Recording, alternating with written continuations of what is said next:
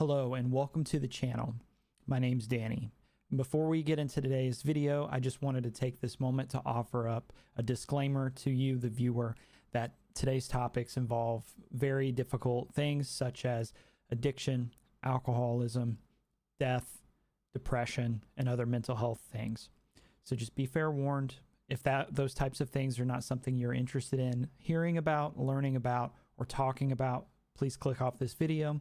If you're interested in hearing more about my journey of my sobriety and my recovery from these topics, please feel free to continue on. And thanks for stopping by.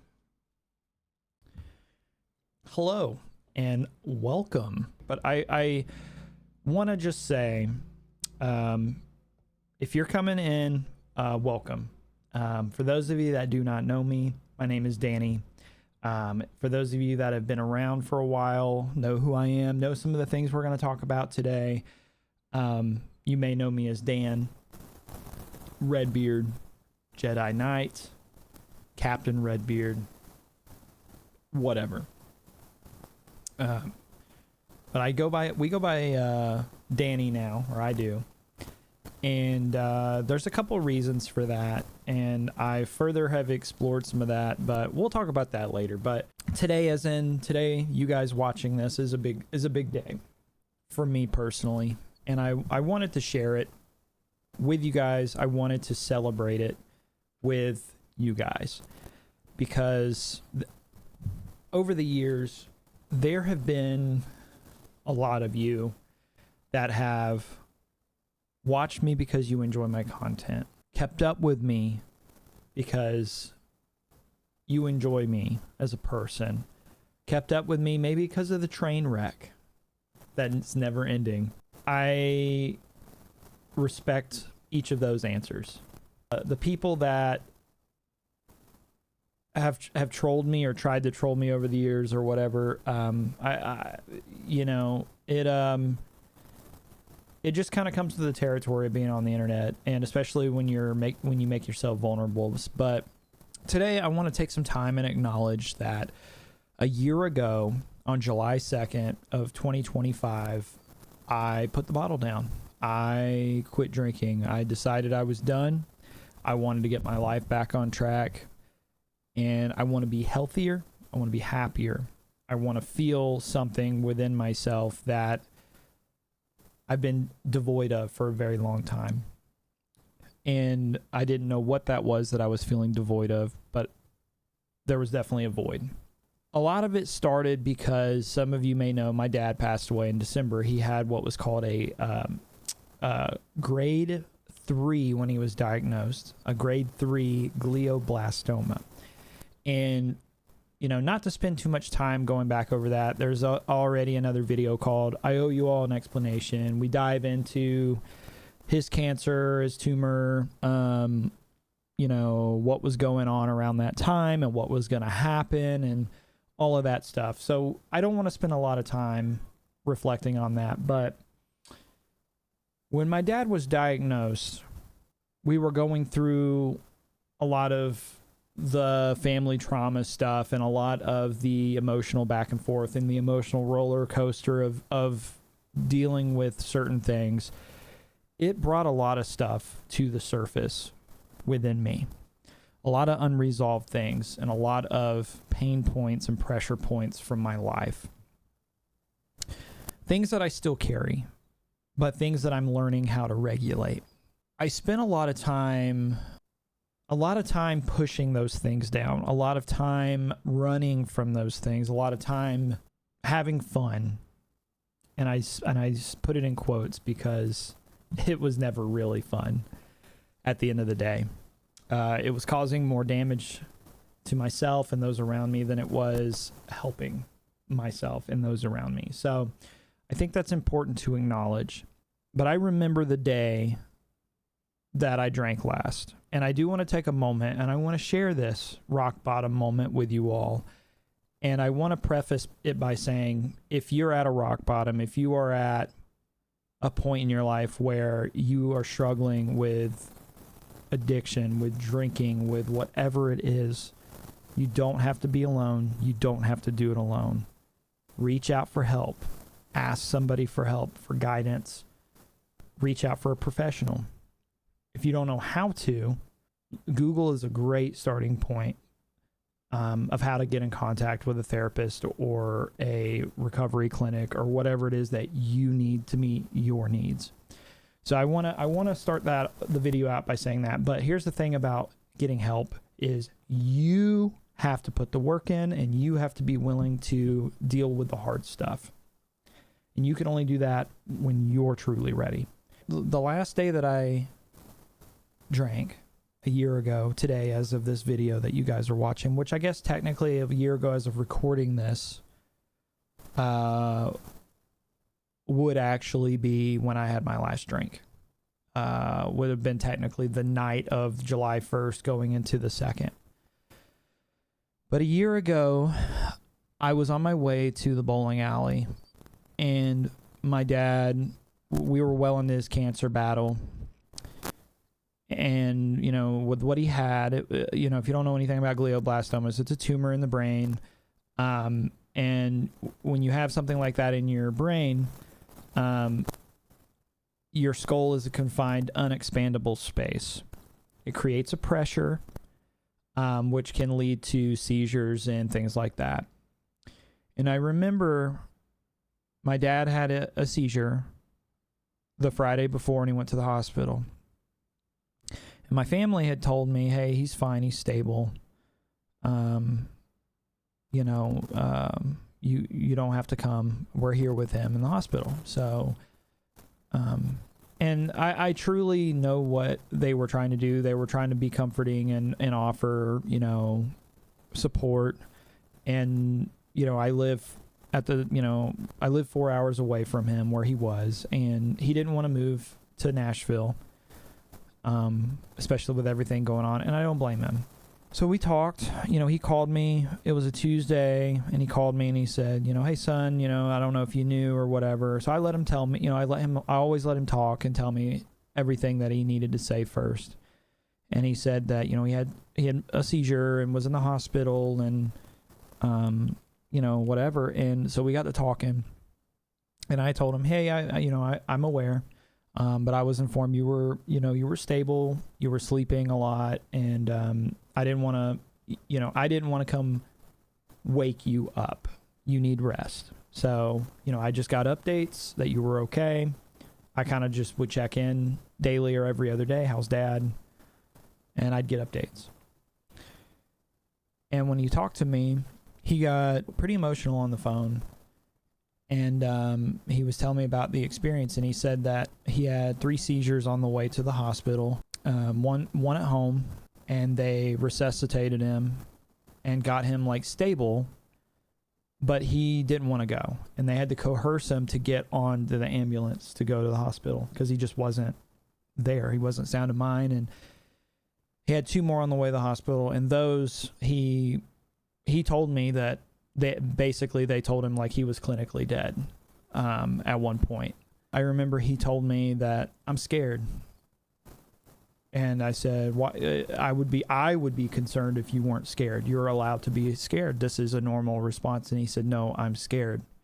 And I said, "Of what?" And he said that there was nothing. He didn't see anything. He didn't experience anything. It was just black, and it scared him. That really, pardon my language, but that really fucked with me.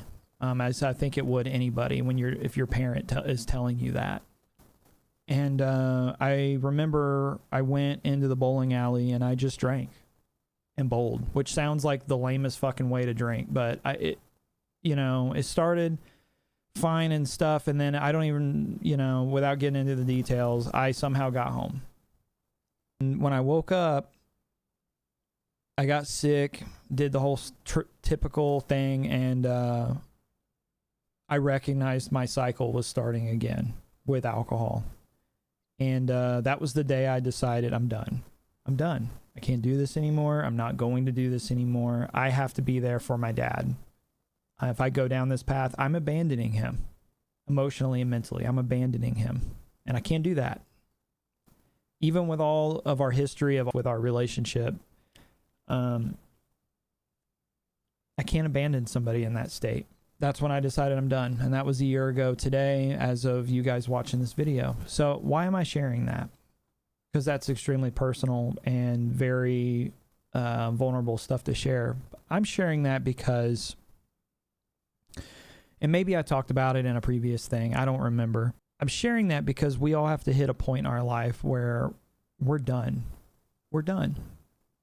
We don't want to live that life anymore. And we want to be normal. We want to be happy. We want to be healthy. And that's the day I decided I wanted to be happy, because that was the day I truly learned. And I've always known, you know, the people we love, even ourselves, we're all going to go one day. And it'll be on an ordinary day where we had plans and something happened or something didn't happen, and our day is over. Life has to go on. And it's about, you know, how are we going to be remembered? I spent a lot of time thinking that day, and I remember my lovely partner telling me she can't do that again. She can't go down this anymore. She doesn't want to, and she's not going to. And something with that I have decided to do is, this is about me. In this decision, it has to be selfish. It has to be selfish in the sense of, this sobriety journey is for me. And all the times that I had done it before were for her. They were for other people. They weren't for myself. And this one is for me, because if I create an environment within myself where people don't want to be around me, people don't want to be near me, people don't want to be my friend or my partner or whoever, that's my fault. Now, there are elements and things that we can't control, but that's my fault. I've created this environment. And I know that's a really intense start, but I think it's important that I share that because in the beginning, when I made that choice, I want to just be transparent and say it was probably the easiest choice that I've ever made in my entire life.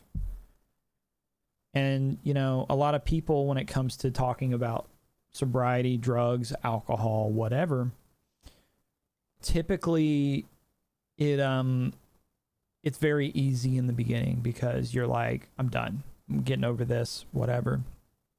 But as time has gone on, and I got in, 3 months, 4 months, it got very, very hard. And I remember hitting a wall and thinking, why is this so hard? Why is this such an emotional, trapping feeling that I can't go and have a beer? Why can't I just have one beer and be done? What is it that's wrong deep within me that is craving to get drunk right now, to not feel anything? Why can I not just enjoy one beer like a normal person? And so I've started exploring, and I've talked about it, I believe with my video titled 116 Days.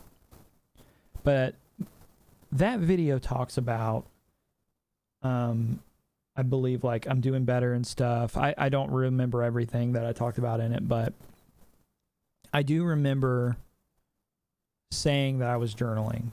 And, that's probably been one of the biggest contributing factors to my success, is writing. And writing my thoughts down.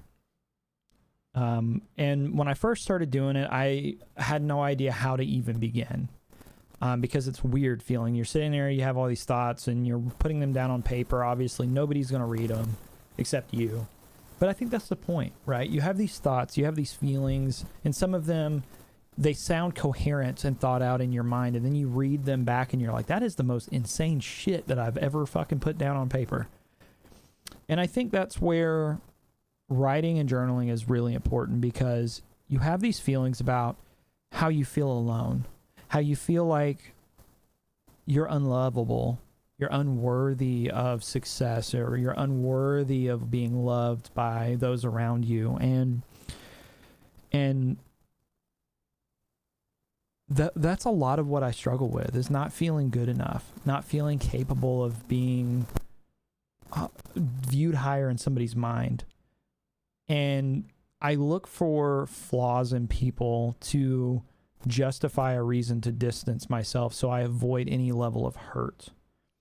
Because I feel like every time that I have allowed people in, I've been let down.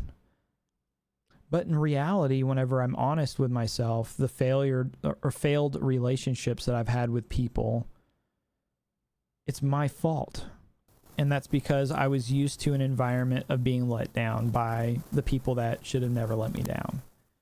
And I want to say, whenever I say that out loud, these are conversations I've had with my dad before he passed away. These are conversations I've had with my mom about the environment that I grew up in, and how everything was kind of conditional. My mom was never that way. My mom and I actually are very similar. We're very much alike. We have so much in common. I would even argue to say my mom is my best friend because of how much we are able to relate with feelings. My mom is the one that taught me how to talk about my feelings. So thanks, Mom. On the other side of the coin, I had a very emotionally regulated father. What a lot of people don't know is my dad used to tell me when I was a kid, "You're my best friend." And I remember being a kid and thinking, that's cool, to hear my dad tell me that. But I'm an adult, in my mid-30s now, and I look back on that and I go, that's really sad.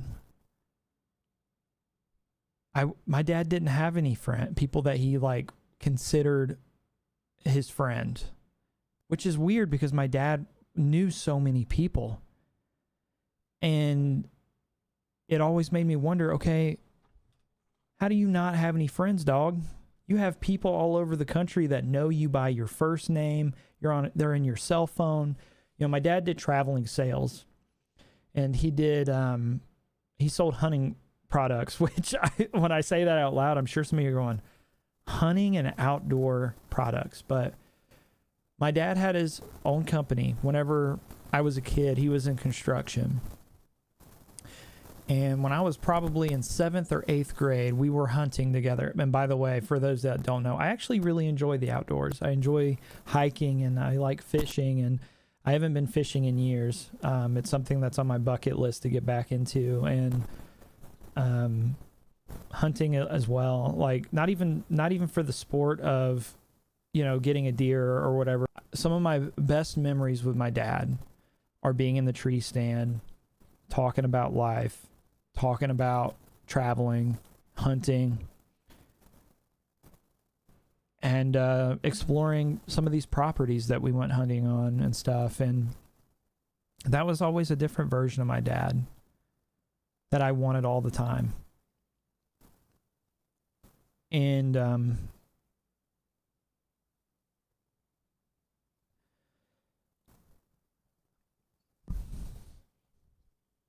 anyways, so that's a different version of my dad that I wanted all the time. And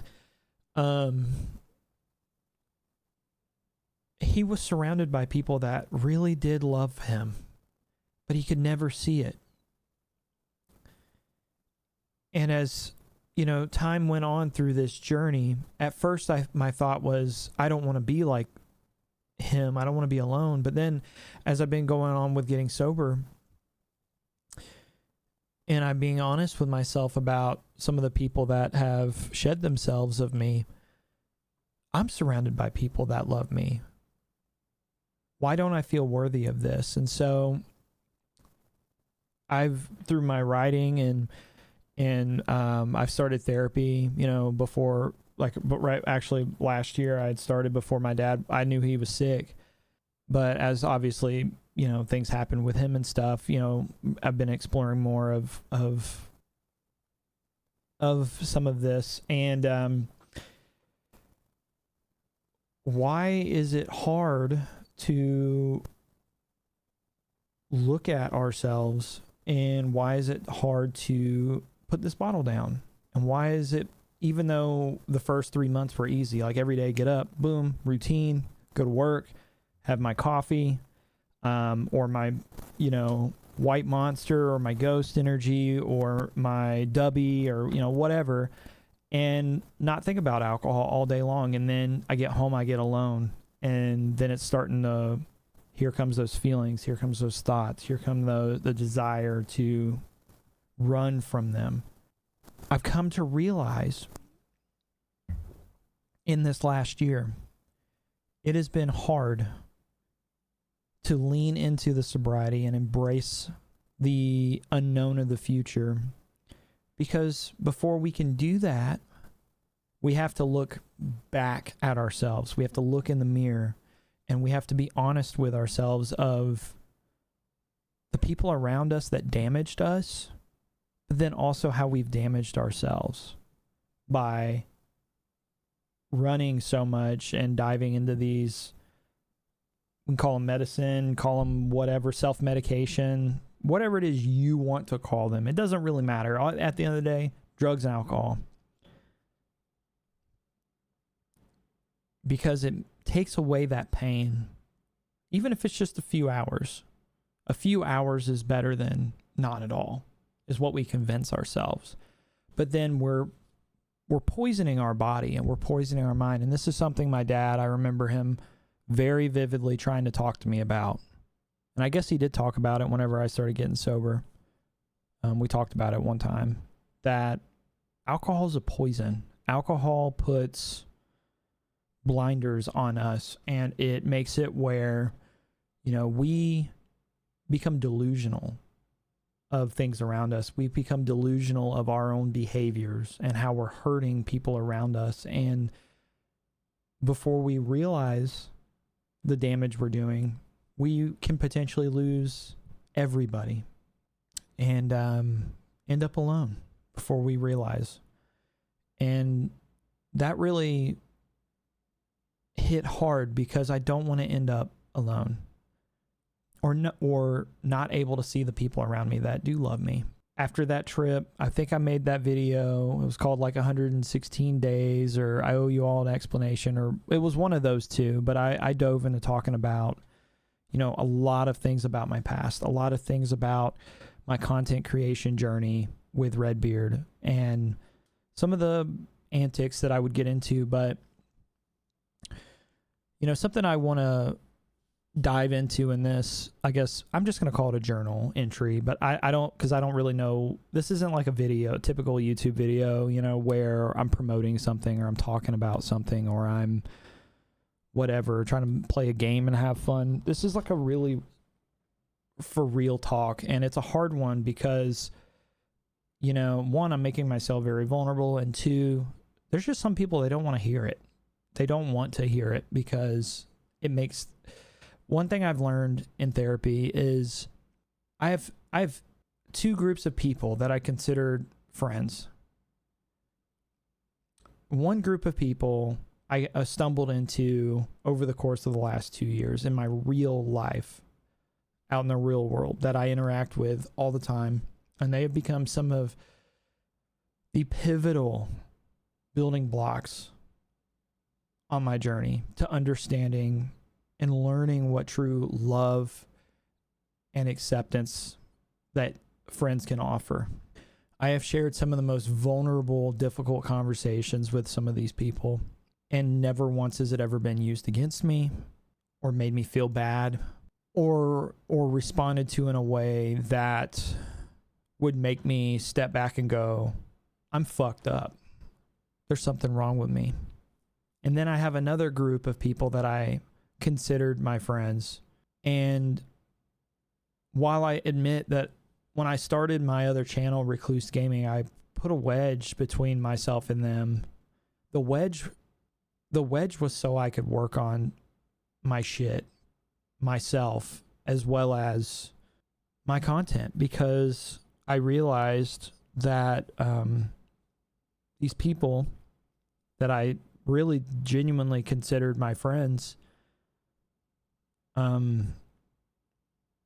if I wasn't giving all of my energy directly to them and not you know, some like not learning how to balance between something I loved and then doing things with this friend group, they slowly started pulling away. And some of it I get, some of it is my fault, but also, you know, I also understand, like, I have not always been the easiest person to be friends with. Something I've learned about myself and accepted about myself is I look for the worst possible thing in every single encounter that I have with every single person I interact with. And I didn't even have this self-realization until I turned 33. So when I turned 33, this was a month after my dad was diagnosed with a brain tumor, and these friends in real life, they threw me a surprise party, surprise birthday party, and they got me a bowling ball. And in that moment, I was so excited about getting this bowling ball because I'm like becoming, you know, very invested in bowling. But then I also turned and looked at the one that kind of facilitated, you know, the gifts. And I looked at him and I said with my whole fucking chest, "What's the catch? What's the catch?" I really expected there to be something wrong, or some kind of catch, or some kind of bad news, or some kind of whatever, insert whatever worst case scenario. And I remember he looked at me with this look in his eyes where I could tell it really hurt him. And he said, "The catch is I want to go bowling with you. Can it just be as simple as that?"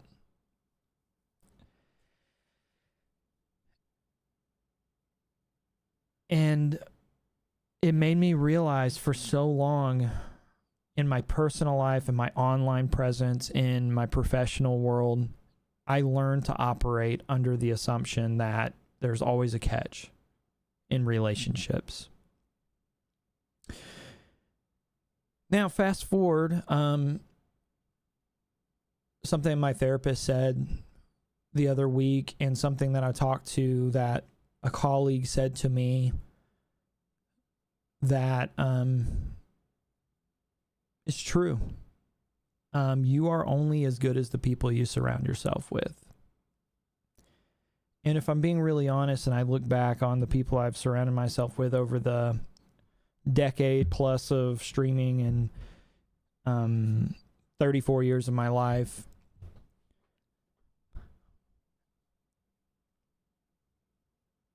I have surrounded myself with a lot of, for lack of better words, dog shit people.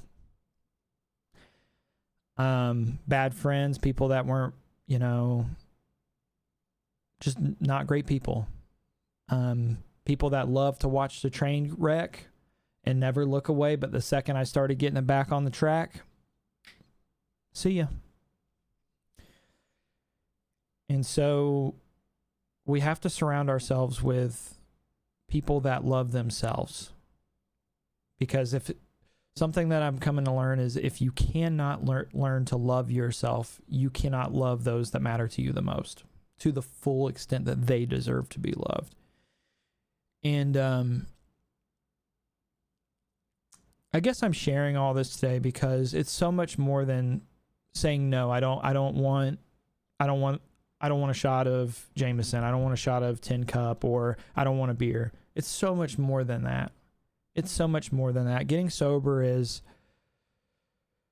looking at yourself in the mirror and realizing you have a lot of flaws, and understanding that it's impossible to be a perfect human, and it's impossible for other people to be perfect, and people are going to make mistakes. And yeah. And being able to forgive yourself and forgive others. So today is a big day for you guys watching this. I know my energy may not be super high. I've never been a super crazy over the top high energy guy since I stepped away from doing the unicorn dance and all that stuff. And some people find that very confusing, but I just I'm tired of wearing masks. I'm tired of being fake. I'm tired of being somebody that I'm not. And I'm tired. What's that thing? The movie Holes. I'm tired of this, Grandpa. Well, that's too damn bad. Keep digging.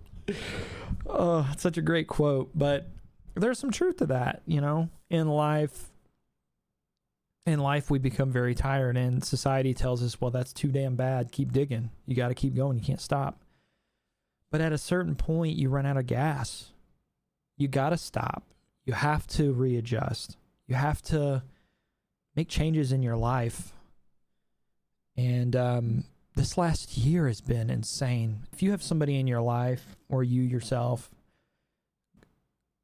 carrying the weight of whatever, addiction, you're losing somebody to health, you've lost somebody to health, like you have to make time for yourself, and because you will burn out.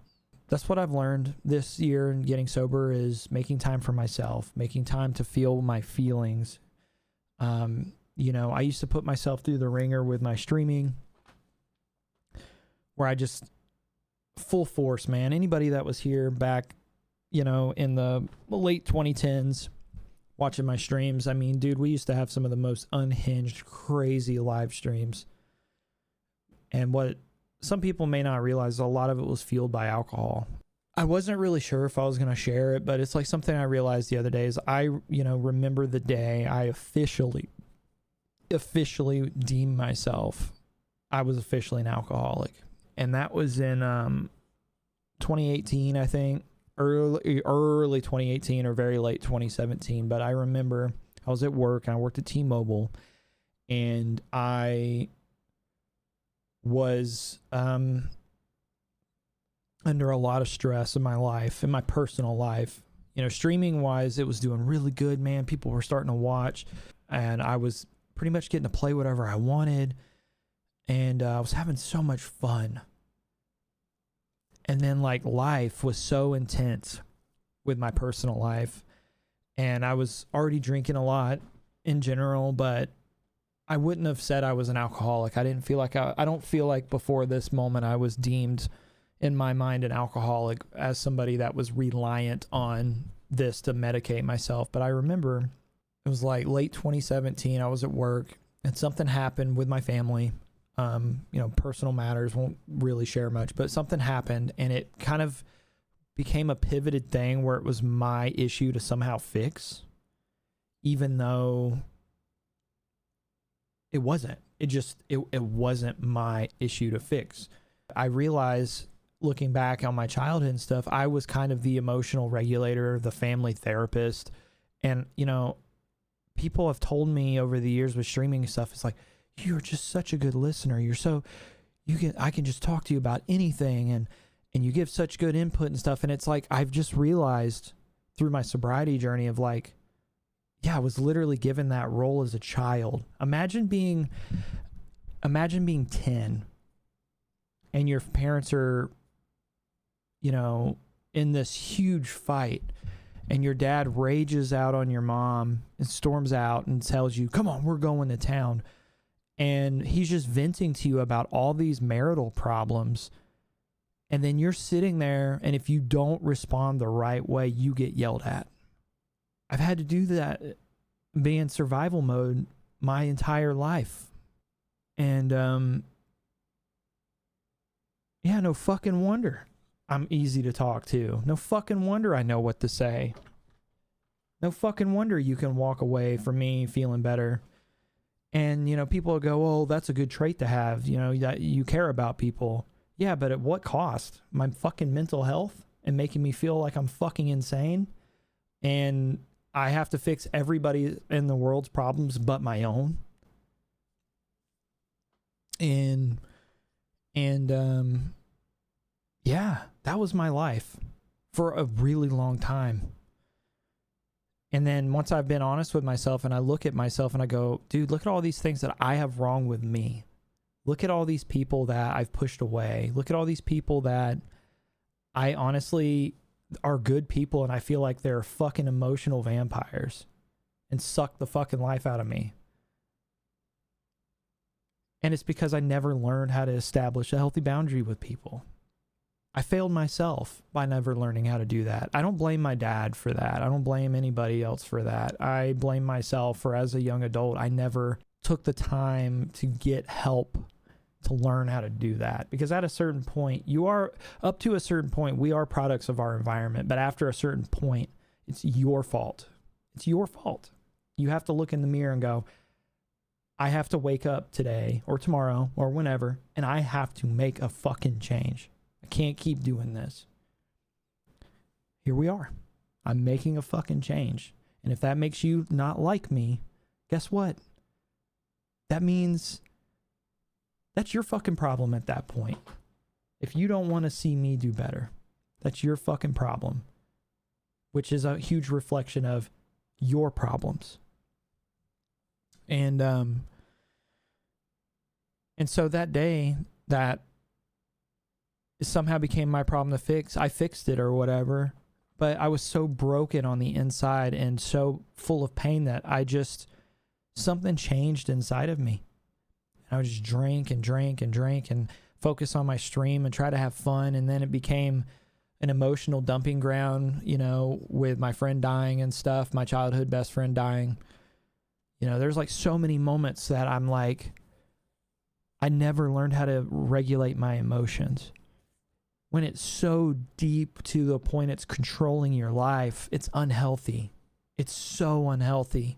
You just see these things and you're like, how can people just hurt other people to this degree? And then I would just want to numb it, get drunk, get fucked up, and ignore my people, my person, and neglect her needs as my partner by not being present for her. And, or myself. So that day that I broke and I became an alcoholic officially, it carried up until I remember in 2021, when I was just partying on stream, doing crazy stuff, doing the unicorn dance, doing all this insane stuff, that people got a lot of laughs and good positive, memories out of.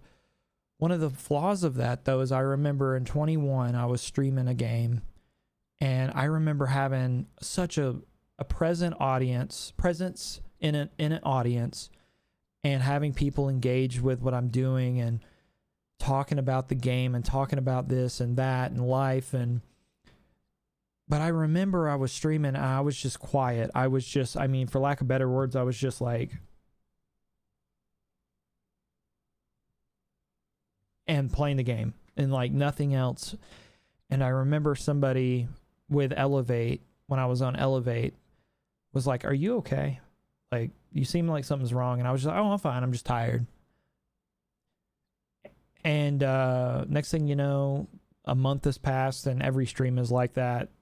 6 months, a year, multiple years. And I just look back and I realize, I was very broken.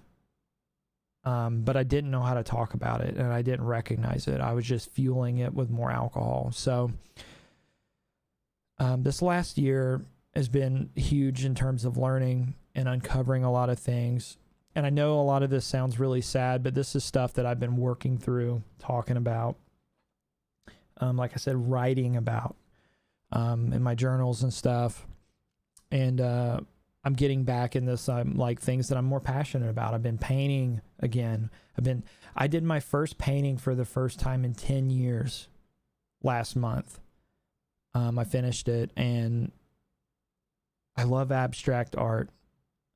I love creating something that people can look at and they can feel something different. Whether that's depending on how they look at it or what they gather from it or what they're experiencing in their life and they can apply to it. And I did this painting and I called it The Pipeline. And it's symbolic of when I was doing it, my whole thought was, I'm where I'm supposed to be. Finally, I feel like I'm where I'm supposed to be. I feel like I belong for the first time in my life. And the thing is, in terms of money and stuff, I have less money than I've probably ever had in my life. I'm fucking broke. I don't have really any money. I have the smallest circle of people that I've probably ever had. And I have,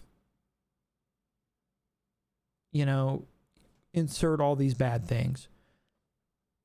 But internally, I feel something. I don't feel depressed. I don't feel void. I don't feel empty. I don't feel lost. And I read this book. It's called Solve for Happy. And when I say I read it, I listened to it as an audiobook, but it was recommended to me by my coworker.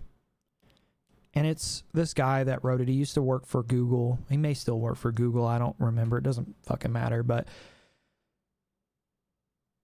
he had a son that was very, very young, in his early 20s. I think he was 20 or 21. And he had to have some kind of abdominal surgery. And whenever they were doing this surgery, they nicked his aortic artery. This book was an incredible listen. And if you are going through something that seems so unbearably hard, please read it, listen to it, audiobook it, whatever. It is an absolutely incredible listen. And it really changed my perspective. The person that recommended it to me, it was a colleague, he recommended me this book, and he said, life is a roller coaster of bad. But on that roller coaster, when you're going down, you have to come up at some point. And when you come up, those are very high points, great moments in your life. And we have to use those moments to carry us through the downs. I don't really know how else to say that other than it's probably one of the lowest points in my life, because there was a lot of unresolved things before we started talking again when I found out he was diagnosed. And obviously I didn't know if he was going to be willing to talk about those things. But the high that I got out of the last year is we did reconnect. And we did talk about everything that I've shared with y'all today and more. And whenever I laid him to rest and we lowered him down, for the first time in my life, I felt like I knew who he was. And forgiven. And right now I'm trying to forgive myself. And I'm getting close. Physically, there's obviously benefits of quitting a drink. I don't have to really stress as much about cirrhosis of the liver, dying of liver failure, kidney disease, diabetes, insert any other, illness that derives from excessive alcohol intake. But the biggest benefit is thinking clearly, being able to talk about things that are hard to talk about in a way that when you walk away from it, you feel better. If you're struggling, seriously, this has been a really long video and I'm so sorry, but I just feel like all this is really important. You're loved. You are loved. You might not feel like it, but you matter. And you can fix it. It's not too late. It's not too late. You can achieve happiness and feel worthy of the love. There is a couple people I want to say thank you to. I don't know if they have YouTube. I don't know if they'll ever see this video, and it doesn't matter. But I feel like on a public record, it needs to be acknowledged. First and foremost, my partner. She has never given up on me. And I don't fucking know why. We've been together 14 years. 14 years. And she loves me.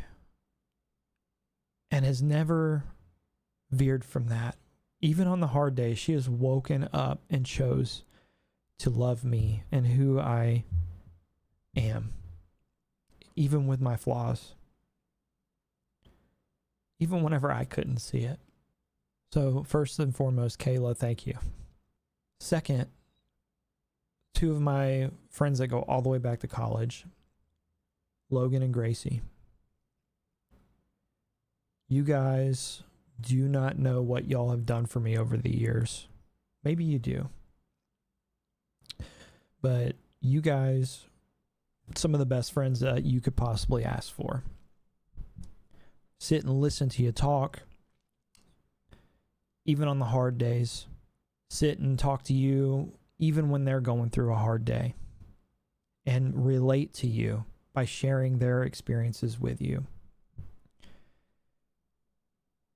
and trusting you with that is huge. And my mom, we have had some hard conversations in this last year that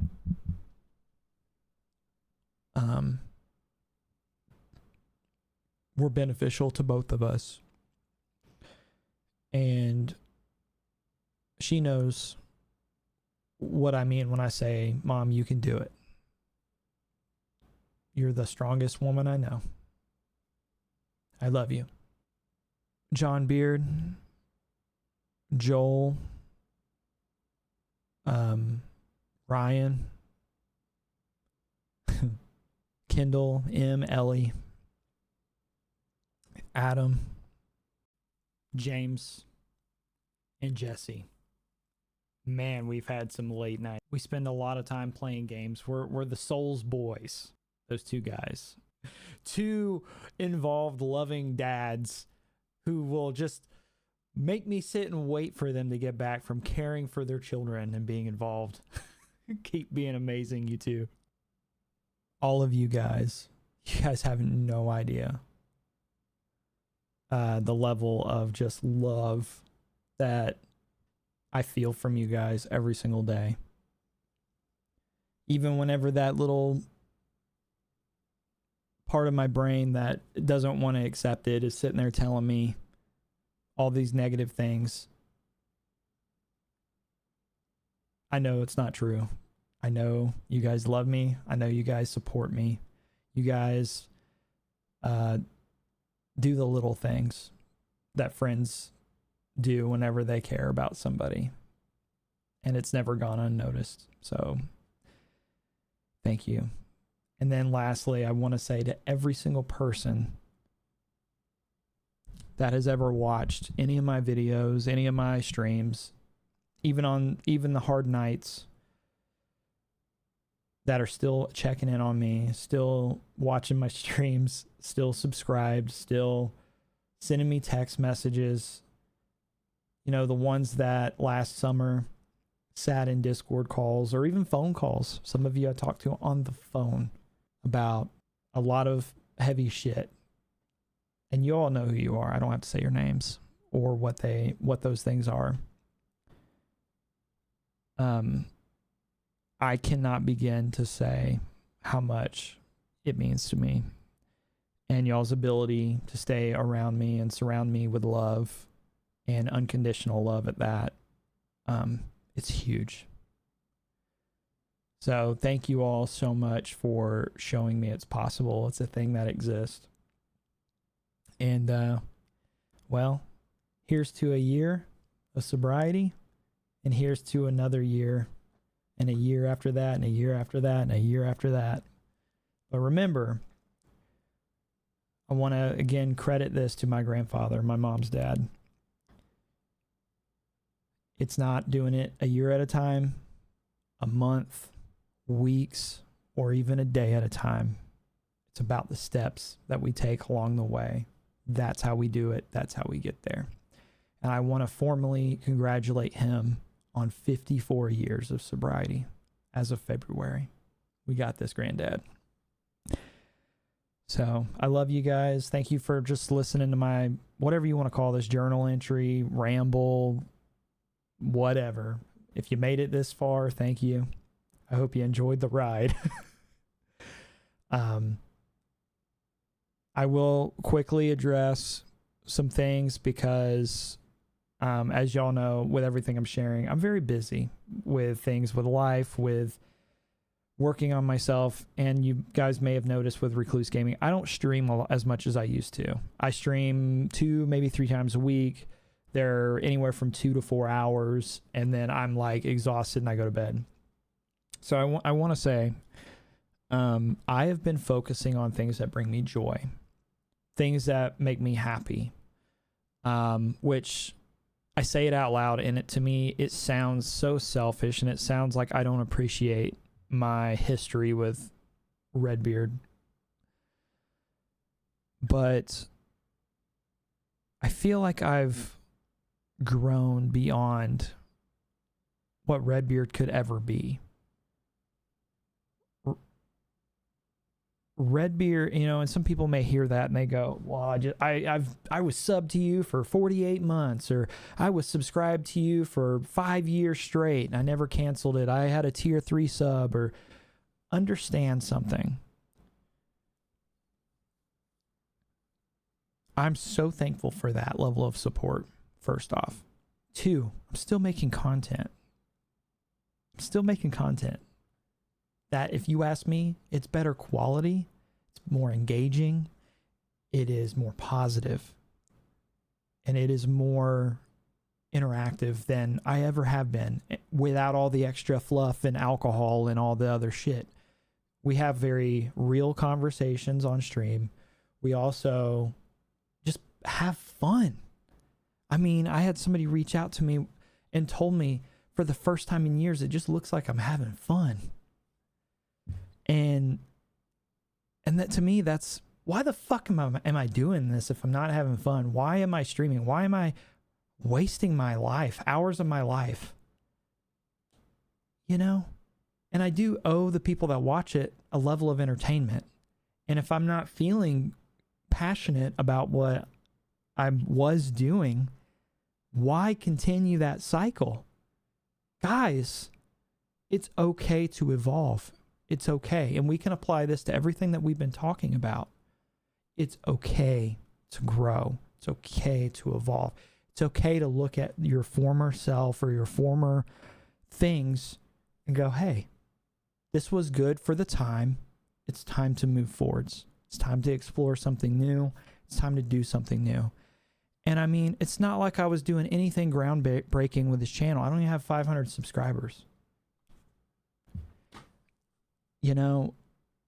When I started Recluse Gaming, it was to escape the FPS stuff and everything like that. And I found this cycle repeating again within myself. And that's what ultimately kind of led me up to where I am now. And while, 9 months ago, I was like, hey, I'm going to revive Redbeard. We're going to do Battlefield and stuff. I don't have that kind of time. And it's not because I can't make the time. It's because I'm choosing not to make the time. I'm choosing to take the time that I was doing that and committing it to my partner, to things that I enjoy. I'm paddleboarding. I'm writing, and I'm writing things that one day I hope can become a musical thing. I'm working on getting the courage to get on the mic and re-explore some things that I haven't explored since high school. I'm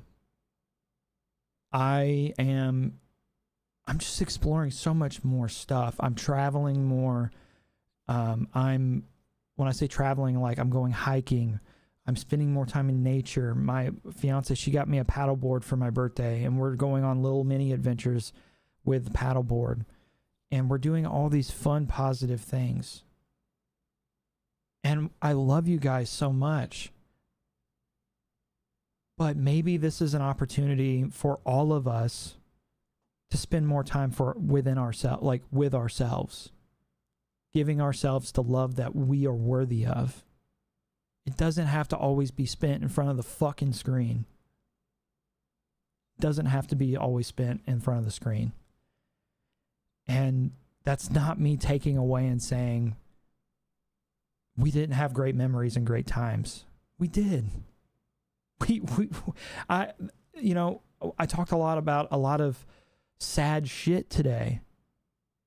But when I tell you, as a community, we accomplished so much shit.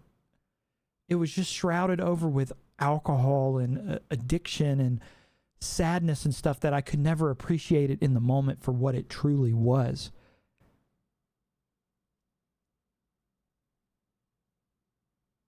Why don't we rebuild that with something new, something healthy, something fresh, something positive? And we have Recluse Gaming. I've got a new side gig, like I say side gig channel, but it's basically like going to basically be like an upload hub for like fun VODs. And it's called Danny's Backlog.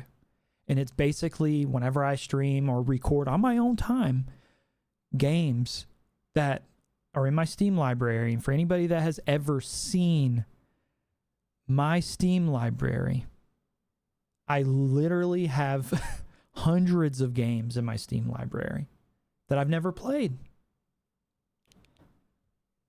Why not dive into the backlogs, man?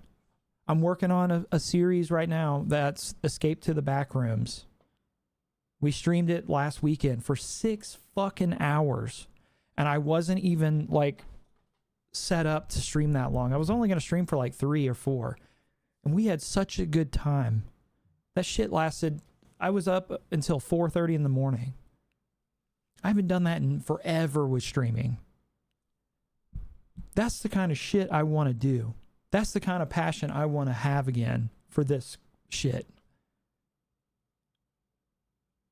So, you know, if you're watching this and you're going, man, why don't you stream on this channel? You haven't. It's because fuck this place. It's grounded in a lot of bad shit that I did. That's my fault.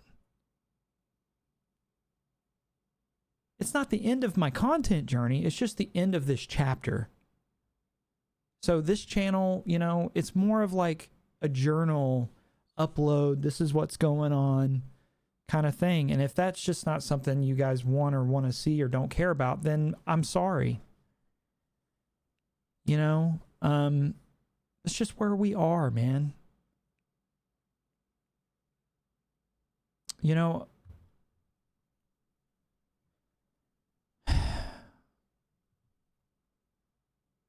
yeah.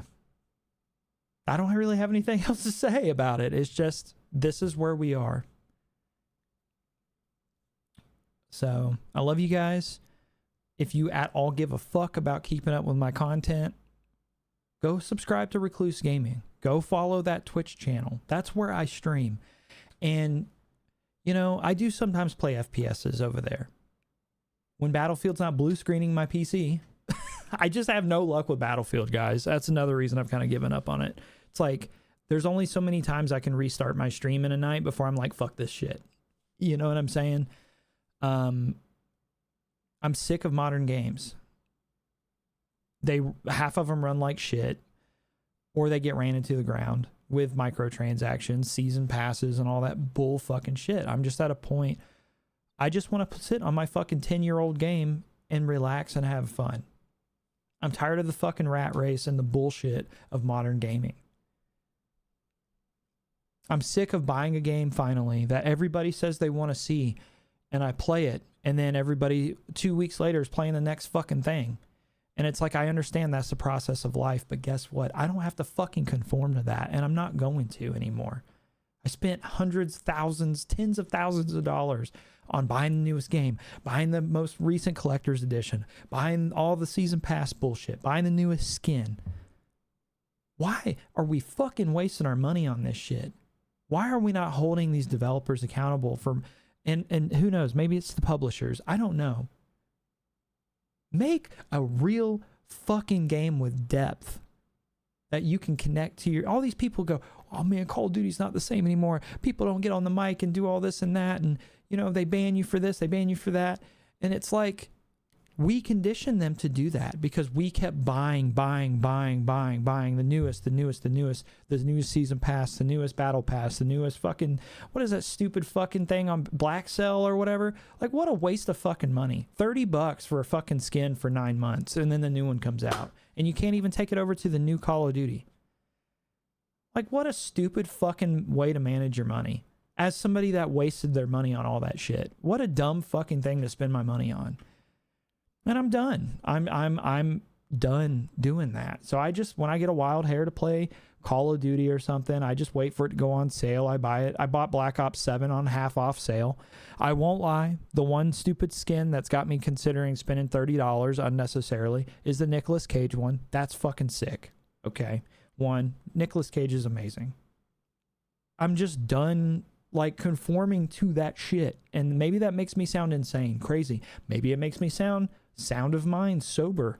I don't know what it makes me sound like. I just know how I feel. And I'm fucking tired, Pops. I'm tired of this, Grandpa. So if y'all have been wondering, well, why hasn't he been streaming on Redbeard? Guess what? I have deleted every single Redbeard scene and transition in OBS. Every single Redbeard one. I have no plans on going live on that channel anytime soon, if ever again. I may not ever stream on it ever again. So I'm saying all that to say, if you want to keep up with my gaming shit, go to Recluse Gaming, go to Danny's Backlog, subscribe to those YouTube channels. Follow me on Recluse Gaming on Twitch. I'm probably going to offload a lot of my VODs and stuff from Recluse onto Danny's Backlog, and then work back towards making Recluse Gaming strictly lore-based videos. Because I've had a lot of people say, man, I really missed the Fallout videos. I want to see some Skyrim ones or whatever. So yeah, that's my tangent. Check those channels out. That's the only plug this video will have in it. You can subscribe here if you want. You don't have to. I'll probably continue using this channel as more of like, I'm talking about my sobriety journey. I'm talking about this type of thing with my mental health, or just mental health in general, or, you know, basically like we did the last few uploads, where they're just more of like journal entries. So if you're interested in those things, subscribe to this channel. If you don't give a fuck about any of that and you somehow made it an hour and 15 minutes into this video, go subscribe to those other ones I mentioned, and that's the gaming shit. But I love and appreciate you guys. I'll quit rambling. This has been a long ass video. I don't know how I'm going to edit it, but here we are.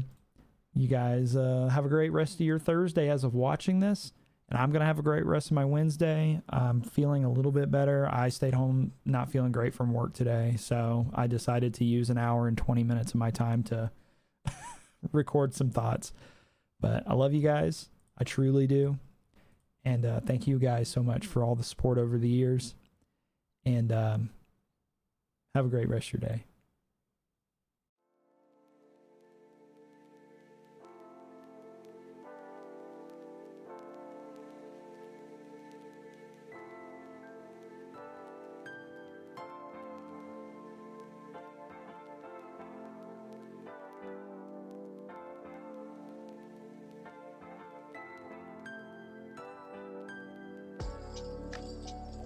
Doing some I'm cinnamon creaming rolls. the buns, bruh. They're creamy. Kayla. Huh.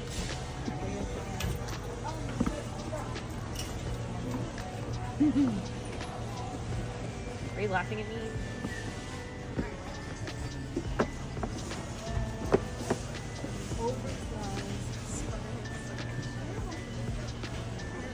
There they go. To explore. Kayla reading her dirty smut.